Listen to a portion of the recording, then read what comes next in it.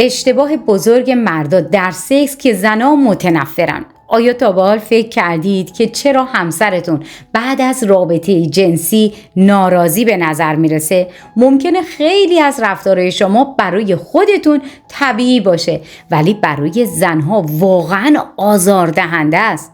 تو این ویدیو میخوام کارهایی رو که مردا توی سکس انجام میدن و زنها ازش متنفر هستن رو بررسی کنیم. شما فکر میکنید کدوم یک از این اشتباهات رو انجام میدید؟ حتما تو کامنت ها نظرتون رو برام بنویسید. سلام، مریم هستم. من ویدیوهایی رو میسازم که به شما کمک میکنه بهترین رابطه عاطفی و جنسی زندگیتون رو داشته باشید.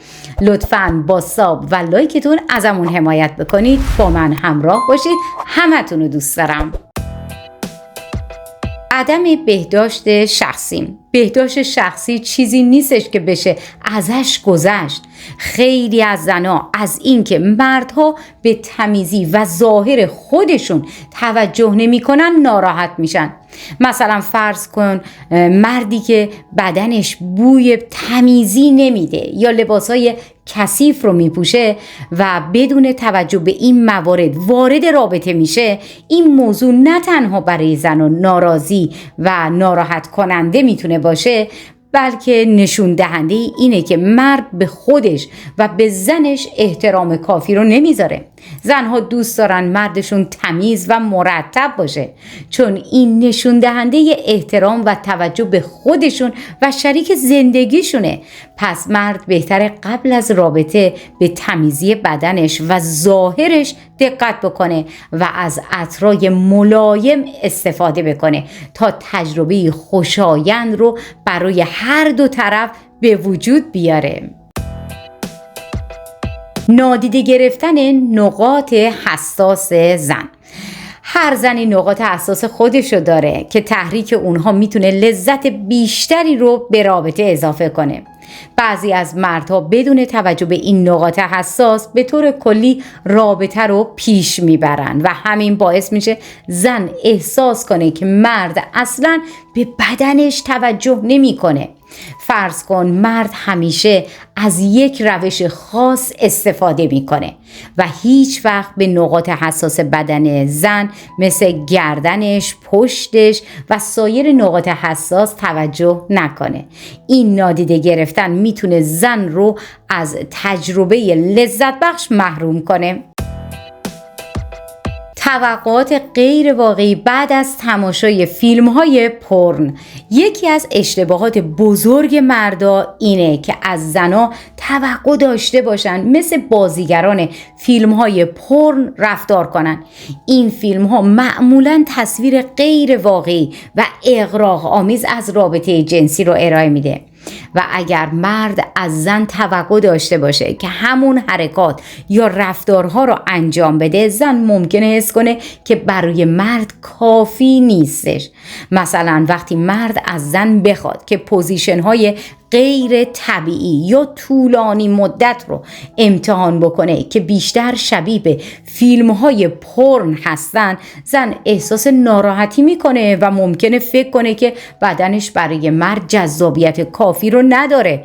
این اشتباهات میتونه نه تنها لذت جنسی رو کم بکنه، بلکه به زن احساس تحقیر و بی‌ارزشی بده.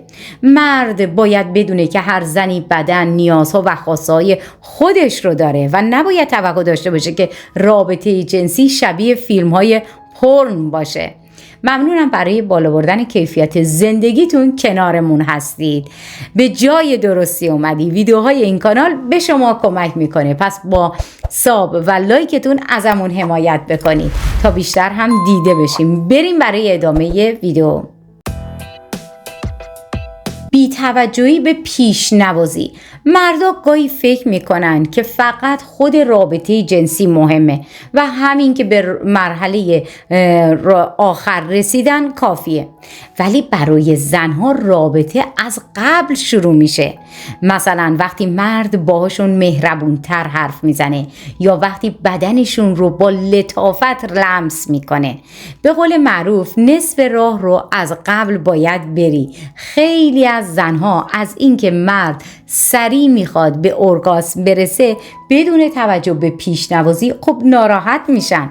مثلا یک مرد ممکنه وقتی میخواد رابطه رو شروع بکنه بدون بوسه یا نوازش مستقیم بره سراغ اصل ماجرا، ولی زنها انتظار دارن که یک ارتباط احساسی و لمسی رو شکل بگیره.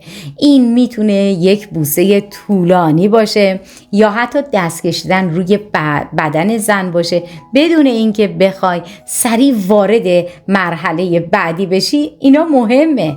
برای زن این مراحل مثل یه آمادگی ذهنی هستش و کمک میکنه که اون از نظر جسمی آماده بشه، هم از نظر احساسی. البته اگر مرد فقط به خودش فکر بکنه، زن احساس میکنه که به عنوان یک وسیله برای لذت جنسی مرد هستش و این خیلی بده. فشار آوردن برای پوزیشن های خاص. یه اشتباه دیگه که مردا انجام میدن اینه که اصرار دارن یک پوزیشن خاص رو حتما امتحان کنن. حتی اگر زن باهاشون راحت نباشه، این نه تنها باعث میشه که زن حس کنه بدنش نادیده گرفته شده، بلکه ممکنه تجربه رو براش ناخوشایند بکنه. مثلا فرض کن مرد اصرار کنه که یک پوزیشن خیلی پیچیده رو امتحان کنه ولی زن باهاش راحت نیست یا حتی خیلی درد داره. اینجور مواقع به جای لذت بردن زن بیشتر استرسش میگیره و از رابطه زده میشه. بی احترامی به بدن زن. زنها دوست دارن که بدنشون با احترام و عشق لمس بشه، اما بعضی از مردم ممکنه بدون توجه به احساسات زن بدنش رو لمس بکنن و به طور ناخوشایندی هم لمس بکنن یا به قسمت‌هایی که زن باهاش راحت نیست فشار بیارن. این نه تنها باعث نارضایتی زن میشه، بلکه ممکنه حس کنه که فقط به عنوان یک وسیله جنسی بهش نگاه میکنه، نه یک انسان با احساس. البته مثلا وقتی مرد بی‌دقتی میکنه و بدون توجه به واکنش‌های زن به بدنش فشار میاره یا حرکات ناگهانی انجام میده، زن احساس ناامنی و نارضایتی میکنه. لمس زن باید با حساسیت و دقت انجام بشه و فشاری در این مورد بهش نشه. نادیده گرفتن احساسات زن بعد از رابطه. خیلی از زنها دوست دارن که بعد از رابطه هم یک لحظه عاطفی بینشون برقرار بشه، اما بعضی از مردا بلافاصله بعد از رابطه خودشون جدا میشن یا حتی میرن سراغ کار و خود زندگیشون. این میتونه برای زن حس ناخوشایندی رو ایجاد بکنه، چون حس میکنه که فقط برای یک لحظه فیزیکی مهم بوده و بعد از اون دیگه ارزشی نداره. مثلا فرض کن مرد بعد از ارگاسم از زن فاصله میگیره و شروع میکنه با موبایل خودش کار کردن، در حالی که زن هنوز دوست داره کنار مردش باشه و اون لحظه ها رو با شریک خودش تجربه بکنه. این باعث میشه زن حس کنه که از نظر عاطفی بهش توجه نمیشه. پس مرد باید بدون اینکه این لحظه رو از دست بده کنار زن قرار بگیره و لحظه عاطفی رو برای زن تکمیل کنه. عجله کردن. خیلی از مردا در رابطه جنسی عجله میکنن و فقط فکر این هستن که سریع رابطه تموم بشه، به اوج برسه، برن کنار. این عجله باعث میشه که زن نتونه لذت کافی رو تجربه بکنه، احساس کنه که فقط وسیله‌ای برای رسیدن مرد به ارگاسم هستش. مثلا وقتی مرد بدون توجه به نیازهای زن به سرعت همه چیز رو پیش میبره و فرصت نمیده که زن به اندازه کافی تحریف بشه، زن ممکنه نتونه به ارگاسم برسه و این تجربه براش لذت بخش نباشه.